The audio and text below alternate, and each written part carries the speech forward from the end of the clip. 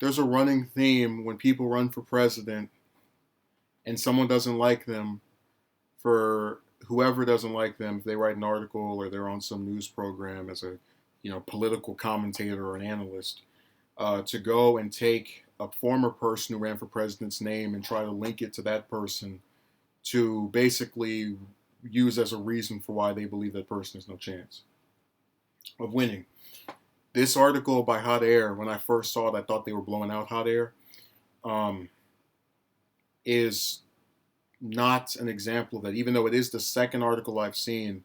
I believe the other one was the Jacobin article, where they called him the salesman or whatever, to make this comparison between Yang and Perot. And I'm going to read it, break it down. That's that.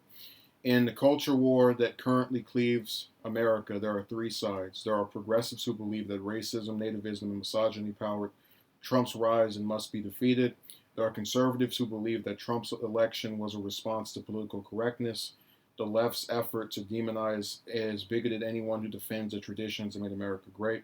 And there's a third group that thinks it's all a dangerous distraction, a fight over where to place the chase lounges on the Titanic. What's killing America, this camp argues, is bad economics, which I would argue is probably where the Yang Gang is mostly associated with, along with Sanders supporters. Treat that and the identity hatred will fade. Over the past quarter century, two presidential candidates have mobilized these economic first, culture war indifferent voters into a potent force.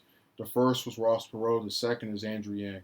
In 1992, Perot won 90% of the vote, the highest for any third-party candidate since Theodore Roosevelt in 1912. Perot's supporters were disproportionately young, white, male, and secular. On culture war issues, according to a study by 538, they were all over the map: pro-choice, pro-death penalty, anti-gun control, and anti-affirmative action. What distinguished them was the intensity of their views about economic nationalism, reform, and the budget. Almost 3 decades later, Yang is assembling a similar coalition with an updated version of Perot's message. For the Texas billionaire, the root cause of America's ills was debt.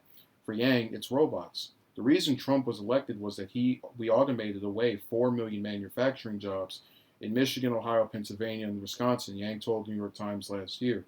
If you look at the voter data, it shows that the higher the level of concentration of manufacturing robots in the district, the more that district voted for Trump.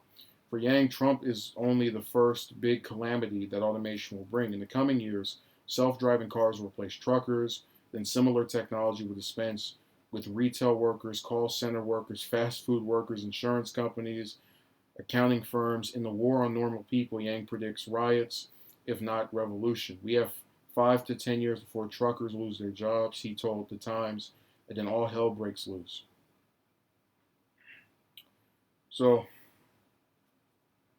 it's very easy for someone to read this. And I guess what I want people to understand is I think that automation was a factor in Trump winning. There's a lot of stuff that can be argued and cemented along with him going against a crappy Democratic candidate. But that's a story for some other video that has been done before by me at this point. When you run for president, you have to get a coalition of people that have several variances to come around a common purpose of recognizing something as an issue that they can all collectively agree on and retaliate against.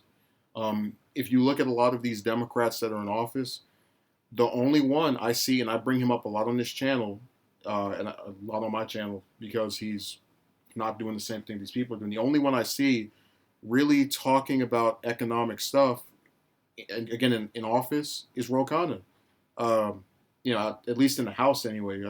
It's him mentioning tech jobs, just stuff like that, where it's consistently said on his part repeatedly. The rest of them, I just hear immigration, I hear some other social issues, and that's why the Republicans are able to keep claiming economic stuff, because you literally have a bunch of Democrats who, this stuff might be important, but you can't allow it to completely cut out your ability to discuss things that are affecting people on a day-to-day basis, and as Yang predicted, in 5 to 10 years as well.